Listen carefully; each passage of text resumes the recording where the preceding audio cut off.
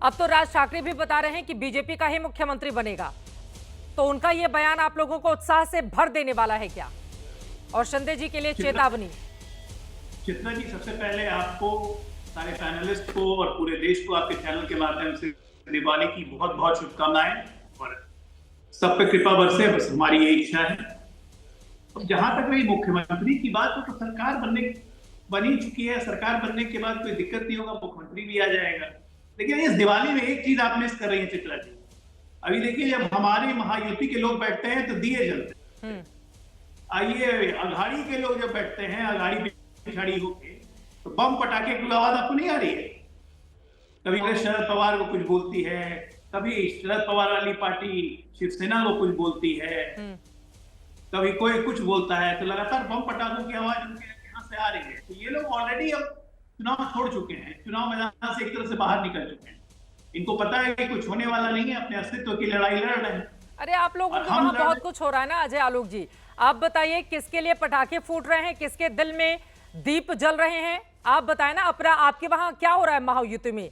शिंदे मुख्यमंत्री नहीं रहेंगे। बीजेपी की यह बड़ी तैयारी है कि अगर महायुति प्रचंड जीत दर्ज करता है तो फिर देवेंद्र फडणवीस बनेंगे मुख्यमंत्री। क्या यह है तैयारी आप लोगों की?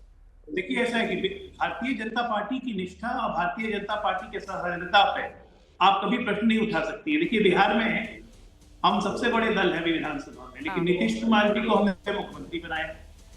महाराष्ट्र में भी जब सरकार की थी तब भी हम सबसे बड़े दल थे, लेकिन तब भी देवेंद्र फडणवीस जी सीएम रहने के बावजूद भी डिप्टी सीएम बने।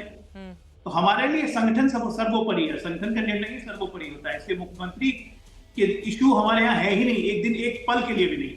और इसीलिए हमारे यहाँ सुख, समृद्धि और शांति के दिए जल रहे हैं, और वो पूरे महाराष्ट्र में हम जलाने की तैयारी कर चुके हैं। और 23 नवंबर को दोबारा से दिवाली बनेगी पूरे महाराष्ट्र। किशोर तिवारी जी, फिर उद्धव ठाकरे जी का क्या होगा? पिछली बार बीजेपी से कम सीटें आने के बावजूद मुख्यमंत्री की जो बेचैनी थी बनने की, उसको लेकर उन्होंने अपनी राह अलग कर ली थी। लेकिन इस बार तो आप बताइए, कांग्रेस से आपको सीटें भी कम मिली, और उद्धव ठाकरे को लेकर शिवसेना उद्धव गुट तो तमाम बातें कह रहे हैं, लेकिन आपकी सहयोगी पार्टियां मानने को नहीं है तैयार। क्या करेंगे फिर?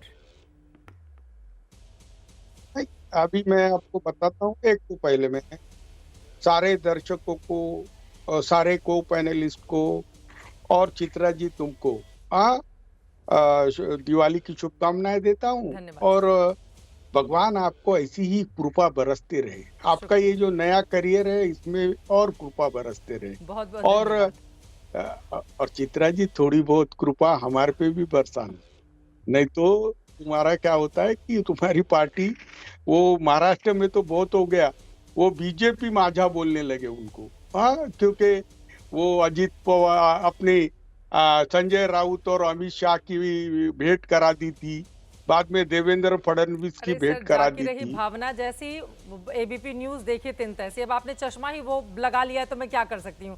लेकिन आज आते हैं मुद्दे पर। अभी तो आपको उद्धव ठाकरे को मुख्यमंत्री बनाना है ना, तो उसी मुद्दे पर रहते हैं। आप छोड़ दीजिए चैनल की बात। उद्धव ठाकरे को मुख्यमंत्री बनाने के लिए क्या कर रहे हैं आप लोग? क्योंकि कांग्रेस पार्टी ने सीटों के मामले में आप लोगों से बाजी मार ली है।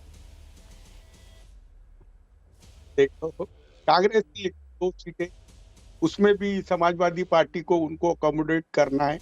हमने 98 सीटें, हमें पीडब्ल्यूपी भी करना है अकोमोडेट, और शरद पवार जी को सीपीएम सीपीआई को करना है। तो सारी सी समान हम लड़ रहे हैं, और जनता जिसको चुनेगी वो होगा। लेकिन जनता के मन में एक भावना है कि उद्धव ठाकरे जी यह महाराष्ट्र के सीएम बने। राज ठाकरे जी से जब सवाल पूछा गया कल हमारे एबीपी न्यूज के कॉन्क्लेव में, कल मैं मुंबई में ही थी, तो उस समय उनकी ओर से जवाब दिया गया कि देवेंद्र फडणवीस बनेंगे मुख्यमंत्री इस बार।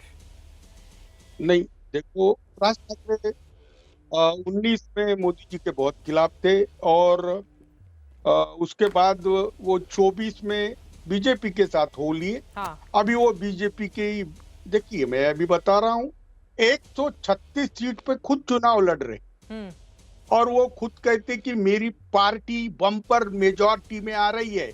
जब 136 में से 130 सीटें उनकी आ रही है, तो एमएनएस का मुख्यमंत्री बनेगा, ऐसा एमएनएस के नेता ने बोलना चाहिए। इसका मतलब उनका एक भी उम्मीदवार चुन के नहीं आ रहा है। वो बीजेपी की बी टीम बनकर वोट कटवा काम कर रही है। उन्होंने मैं कहा है भी कि बता रहा हूं। 2029 में उनकी पार्टी सत्ता में आएगी। ठीक है, आपकी बात हो गई। एक एक प्रतिक्रिया बाकी लोगों से भी ले लेते हैं।